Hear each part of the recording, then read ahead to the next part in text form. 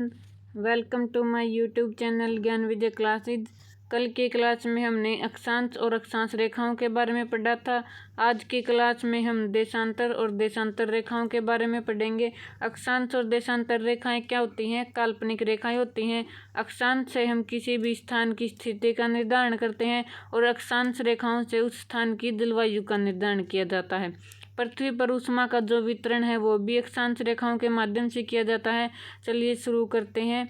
पृथ्वी के ताप कटिबंध। पृथ्वी को कितने ताप कटिबंधों में बांटा गया है? 3 प्रकार के ताप कटिबंधों में। उष्ण कटिबंध, शीतोष्ण कटिबंध और शीत कटिबंध। कर्क रेखा से लेकर मकर रेखा तक का जो भाग है वो उष्ण कटिबंध के नाम से जाना जाता है, क्योंकि यहाँ पर सूर्य का प्रकाश जो है वर्ष भर लंबवत पड़ता है। सूर्य की किरणें बिल्कुल सीधी प्राप्त होती हैं। दोपहर के समय सूर्य बिल्कुल हमारे सिर के ऊपर प्राप्त होता है और सूर्य की सबसे ज़्यादा जो ऊष्मा की मात्रा प्राप्त होती है इसी भाग में होती है, कर्क रेखा से लेकर मकर रेखा तक के भाग में। इसीलिए हम इसे उष्ण कटिबंध के नाम से जानते हैं। कर्क रेखा से लेकर उत्तरी ध्रुव वर्त तक और मकर रेखा से लेकर दक्षिणी ध्रुव वर्त तक इसे क्या कहा जाता है? शीतोष्ण कटिबंध। उत्तर का भाग उत्तरी शीतोष्ण कटिबंध और दक्षिण का भाग दक्षिणी शीतोष्ण कटिबंध कहलाता है। इस भाग में सूर्य की किरणें तिरछी प्राप्त होती हैं। इस भाग में न तो अधिक गर्मी होती है और न ही अधिक सर्दी होती है। इसके बाद आता है शीत कटिबंध। उत्तरी ध्रुव वर्त से लेकर उत्तर ध्रुव तक और दक्षिणी ध्रुव वर्त से लेकर दक्षिणी ध्रुव तक इस भाग पर सूर्य की किरणें बहुत कम प्राप्त होती हैं, इसीलिए यहाँ पर अधिक सर्दी पाई जाती है। उष्ण कटिबंध को हम ट्रॉपिकल जोन के नाम से भी जानते हैं। शीतोष्ण कटिबंध को हम टेम्परेट जोन बोलते हैं और शीत कटिबंध को फ्रिजिड जोन के भी नाम से जानते हैं। तो ताप कटिबंध कितने हैं? पृथ्वी के 3 प्रकार के। उष्ण कटिबंध जिस भाग में ऊष्मा की मात्रा सबसे ज़्यादा प्राप्त होती है। शीतोष्ण कटिबंध इस भाग में थोड़ी कम प्राप्त होती है, इसलिए यहाँ पर न अधिक गर्मी होती है और न ही अधिक सर्दी होती है। फिर आता है शीत कटिबंध जिस भाग पर सूर्य की किरणें बहुत ही कम प्राप्त होती हैं, इसीलिए यहाँ पर सर्दी पाई जाती है। अब हम देशांतर और देशांतर रेखाओं के बारे में पढ़ेंगे।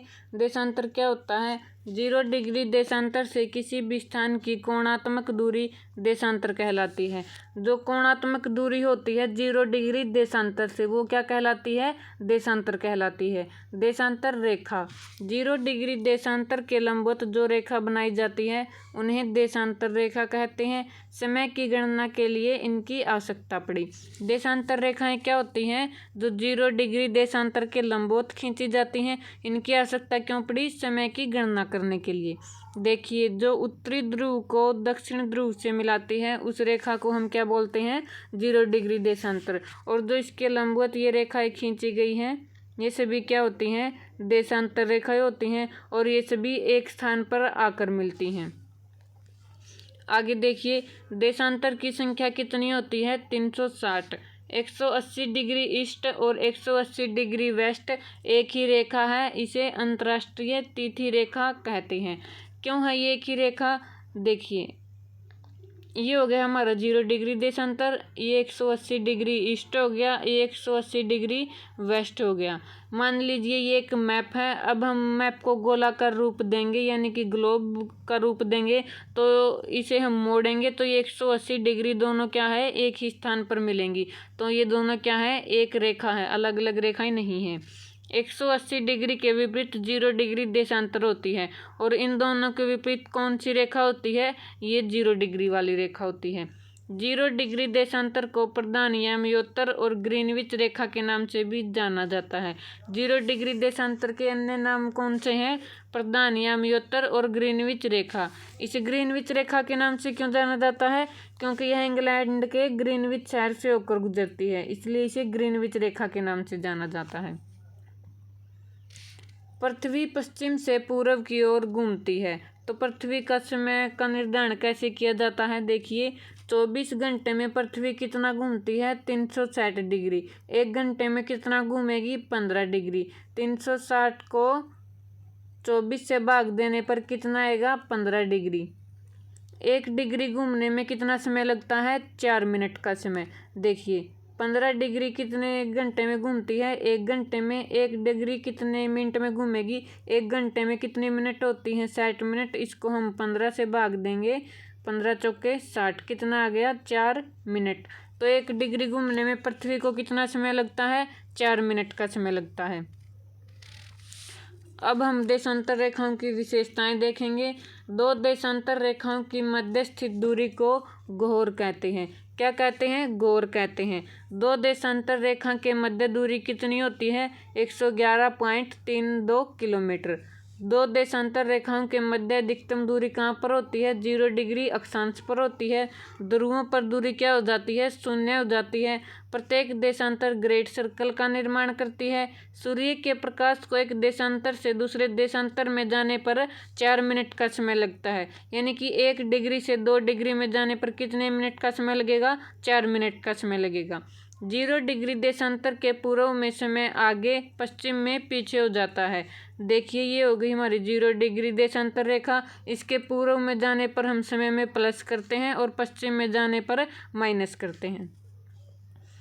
देखिए ये जो 0 डिग्री देशांतर रेखा है, अगर हम पूर्व की तरफ जाते हैं तो समय को प्लस करते हैं, इस पश्चिम की तरफ जाते हैं तो समय को माइनस करते हैं। देखिए अगर हमें 10 डिग्री का समय निकालना है तो 10 को 4 से मल्टीप्लाई करके 40 मिनट का समय हो जाएगा। 40 मिनट समय क्या हो जाएगा, आगे हो जाएगा। अगर 10 डिग्री पश्चिम का समय निकालना है तो समय क्या हो जाएगा, 40 मिनट पीछे हो जाएगा। सभी देशांतर रेखाएं जो क्या हैं, इस ध्रुव पर आके मिलती हैं। इनके बीच की दूरी ये देखिए, अक्षांश रेखा पर क्या होती है, सबसे ज़्यादा होती है। लेकिन जैसे जैसे ये ध्रुवों के पास इस प्रकार से जाती हैं, इनके बीच की दूरी क्या हो जाती है, कम होने लगती है।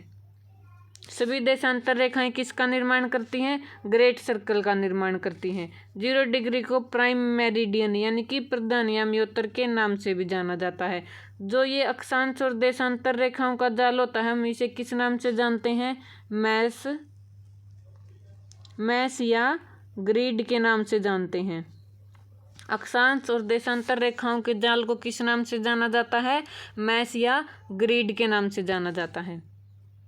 आगे देखिए मानक समय। अलग अलग याम्योत्तर पर स्थित स्थानों के स्थानीय समय में अंतर पाया जाता है। जो अलग अलग याम्योत्तर पर स्थित देश होते हैं उनका समय क्या होता है, अलग अलग होता है। इसलिए यह आवश्यक है कि देश के मध्य भाग से होकर गुजरने वाली किसी याम्योत्तर के स्थानीय समय को देश का मानक समय माना जाए।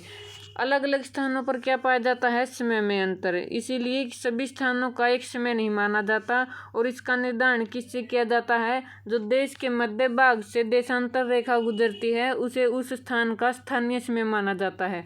भारत में 82.5 डिग्री पूर्व यानी कि ईस्ट को मानक याम्योत्तर माना गया है। इस याम्योत्तर के स्थानीय समय को पूरे देश का मानक समय माना जाता है। इसे भारतीय मानक समय इंटरनेशनल स्टैंडर्ड टाइम के नाम से जाना जाता है। भारत का समय ग्रीनविच से 5.5 घंटा आगे है। भारत का मानक समय कितना है, 82.5 डिग्री पूर्व, यानी कि ग्रीनविच से कितना आगे है, 5.5 घंटा आगे। ग्रीनविच कितने डिग्री पर है, 0 डिग्री पर। भारत का मानक समय कितना है, 82.5 डिग्री। अगर हम डिग्री के हिसाब से इसका मान निकालेंगे तो कितना समय आगे निकलेगा, 5.5 घंटा आगे। भारत के मानक समय को इंटरनेशनल स्टैंडर्ड टाइम IST के नाम से भी जाना जाता है। तो देखिए देशांतर और अक्षांश हमारा कंप्लीट हो गया है। कल की क्लास में हम पृथ्वी की गतियों के बारे में पढ़ेंगे। अगर आपको क्लास अच्छी लगी तो लाइक, कमेंट और सब्सक्राइब ज़रूर करें।